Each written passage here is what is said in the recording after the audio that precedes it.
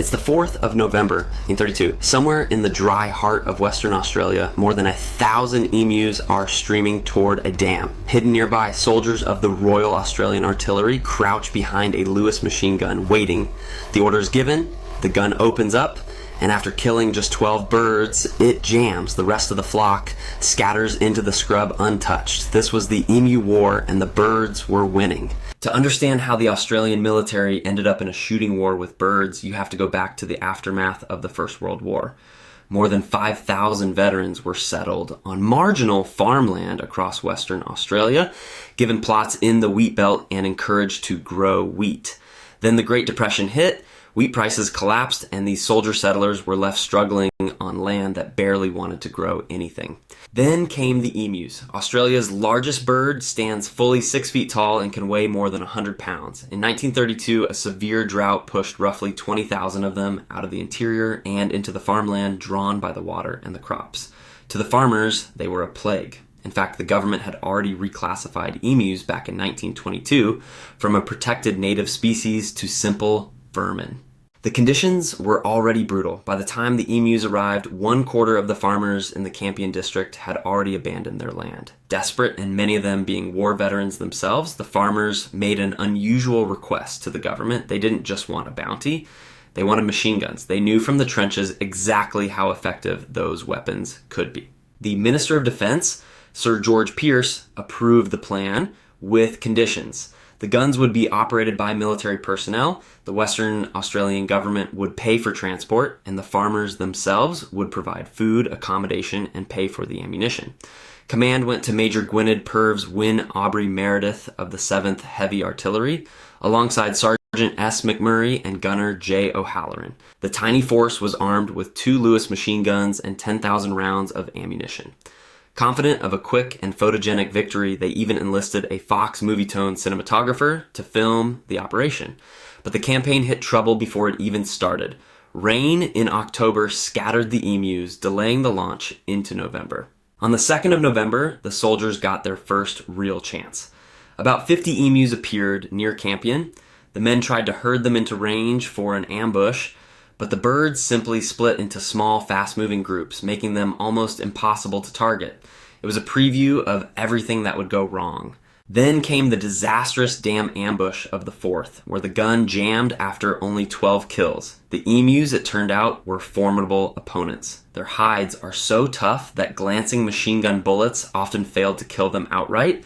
Many simply kept running and died of their wounds later. And they could sprint.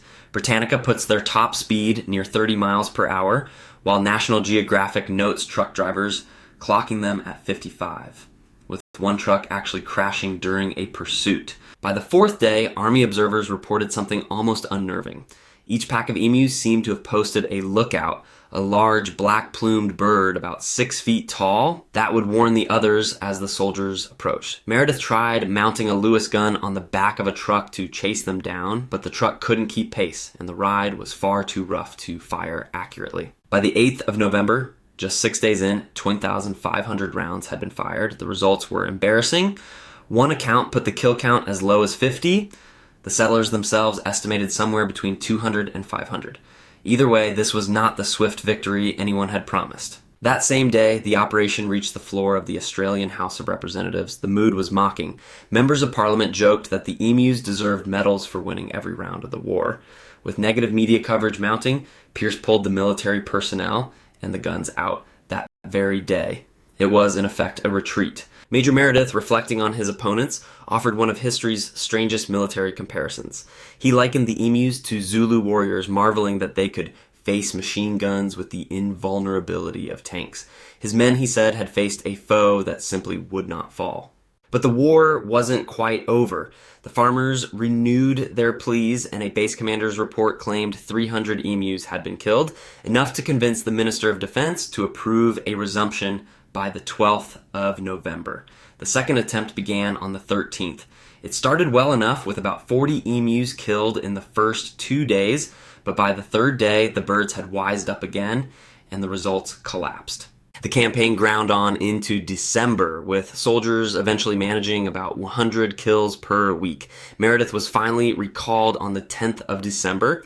His official tally, 986, confirmed kills using 9,860 rounds, a rate of exactly 10 bullets per bird. He also claimed a further 2,500 emus had died later of their wounds, though historian Greg Beyer notes that figure is highly disputed and likely inflated. News of the affair spread across the world. By December 1932, it had reached the United Kingdom, prompting conservationist protests that decried it as the extermination of the rare emu. The Australian ornithologists Dominic Servienti and Hubert Whittel described it bluntly as an attempt at the mass destruction of the birds. The military never came back. Farmers requested help again in 1934, 1943, and 1948, and were turned down every time. Instead, the government leaned on the old bounty system, first introduced in 1923. And here's the twist. The bounties actually worked. Over just 6 months in 1934, farmers claimed 57,034 EMU bounties. A 1935 article in the Coolgardie Miner even argued that the much criticized machine gun method had in fact been effective and helped save the remaining wheat. The emus, of course, endured. The conflict never fully ended. In November 1950, politician Hugh Leslie raised the emu issue in federal parliament again, and Army Minister Josiah Francis approved the release of 500,000 rounds of ammunition to farmers. But attitudes gradually shifted.